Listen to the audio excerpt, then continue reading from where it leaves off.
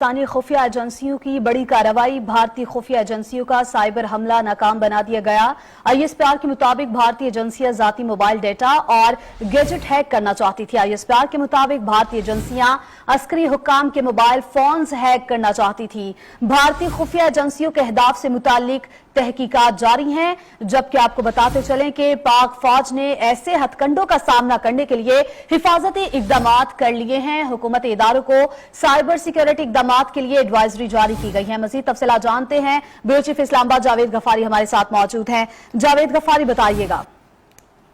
जी बिल्कुल, हसास इदारों ने भारतीय साइबर अटैक का सुराग लगा लिया है। ये कहना है आईएसपीआर का। भारतीय खुफिया इदारों की तरफ से मुतअद्दिद साइबर क्राइम किए जाने वाले थे, हमले किए जाने वाले थे। भारतीय साइबर अटैक के जरिए सरकारी और दिफाई हुकाम के मोबाइल जो है वो हैक करने का उनका वो इरादा था।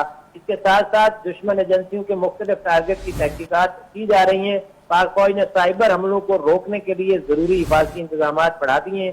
तमाम हुकूमती इदारों को साइबर सिक्योरिटी के हवाले से इक़दाम करने के लिए एडवाइजरी भी जारी कर दी गई है। सरकारी मोबाइलों, सरकारी एहलकारों और फौजी एहलकारों की तकनीकी आलात को हैक करने के और धोखाधड़ी की जाती है और इस तरह दुश्मन इंटेलिजेंस एजेंसी के मुख्तलिफ अहदाफ की तहकीकात की जा रही है। ऐसी सरगर्मियों को नाकाम बनाने के लिए जरूरी इक़दाम मजीद इजाफा किया गया है, ये कहना है आईएसपीआर का।